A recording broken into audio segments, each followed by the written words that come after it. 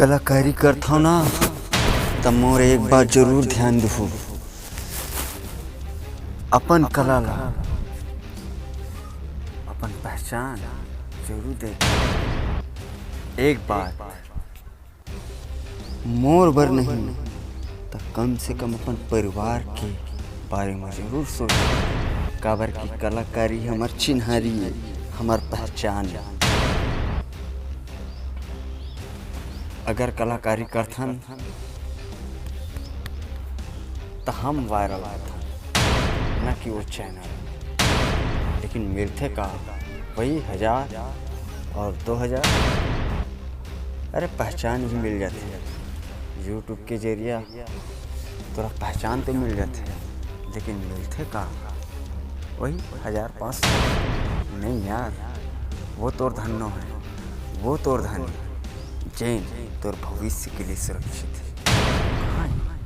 नहीं, वो बड़े बड़े साइड और बड़े बड़े मन तोर पहचान और अधिकार दोनों लूट ले। नाम है शोषण। शोषण शोषण कौन रोकी?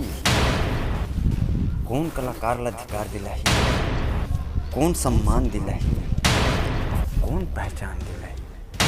तैं तो अपन काम करके यहाँ से ऊपर चले जाते। अरे तोर बच्चा मुँह ताकत है, पूरा जवानी नाच कूद के बर्बाद कर डले। अरे कम से कम अपन भविष्य के बारे में तो सोच यार। संगवारी हो, अगर मोर बोली और गोड़ बात अच्छा लगत होही तो प्लीज चैनल ला सब्सक्राइब जरूर कर दू। और बहुत जल्द लेके आवत है स्वरमाला लोक कला संस्कृति,